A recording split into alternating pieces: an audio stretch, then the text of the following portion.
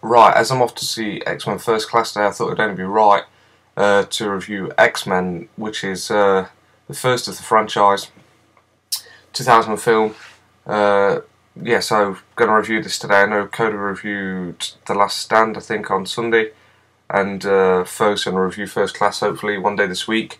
So yeah, well, X-Men starts off with Anna Paquin, who plays a character called Rogue. You probably know Anna Paquin from stuff like True Blood. That's all I knew her from, really. I know she's been in a few other things now, come to think of it, and I didn't actually know she was in X-Men. She's in a bedroom with a boyfriend at the time, and she goes to kiss him, and that's when she actually realises she's got like a superpower, and she can't really touch no one without killing them, or putting them into like a coma kind of thing. I don't know what you'd call it.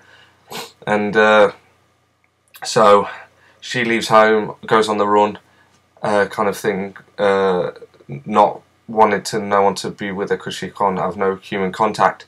And there she meets Wolverine, who's played by Hugh Jackman. At this time, these two don't really know their powers. They just know they've got the special powers. They don't know exactly about them. And so those two meet up, and there's a pretty cool fight scene in the bar in it with Wolverine, where he's doing like some, you could call it a bare knuckle. I don't know if you could call it bare knuckle with those bleeding massive claws that he's got, but he's doing that in the bars to get a bit of money. So they go and they're on the road together, telling each other about obviously what they've got and all the different kind of crap like that. And next thing, they get attacked by this mutant called Sabretooth, which is Magneto, a mutant that works for Magneto. And luckily, two X-Men, as you could call them, come and rescue them: Cyclops and Jean, sorry, I keep calling her Jane, I don't want to call her Jane.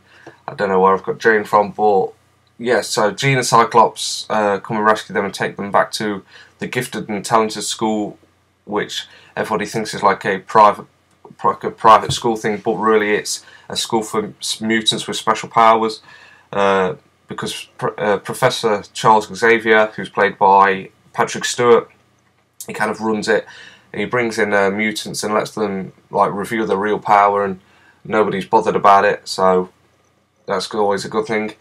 So obviously you've got Wolverine, who he's kind of a bit like the Man kind of thing. He doesn't really, it's hard to explain. He doesn't want to think of all these powers, and that he thinks they're not very manly, but obviously once he gets to unleash his true potential, he loves it.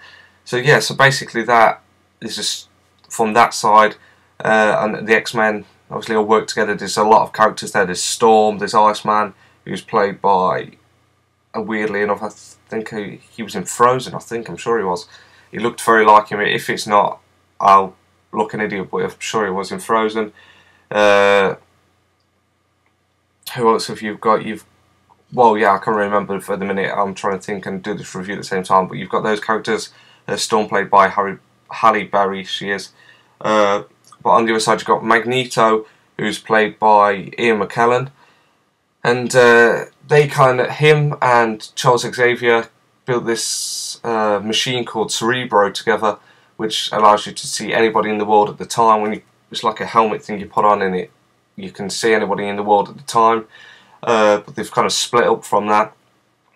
But at the start of the film, to do with Magneto, you see it's in like war-occupied Poland, and you get to see him like being took away, and he doesn't want to be took away by these soldiers, and he overpowers them dead easy. And the other people are going like into a concentration camp or something. Next thing you know, like the last scene you see is like the fence bent over, like it's some kind of force that he's got, or magnetic power. So that's pretty cool, and then that's what you see from there. So obviously that's Magneto's special power, is his magnetic abilities. But yeah, it's just really, really good. There's some great action in. There's humour as well, which you've got to have in a good action film, I think. But yeah, there's some very good scenes at the train station with Wolverine and Rogue. I think that's awesome.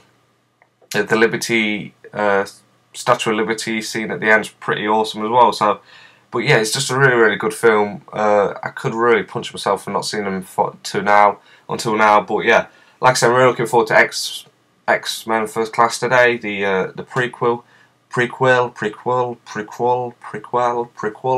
the prequel.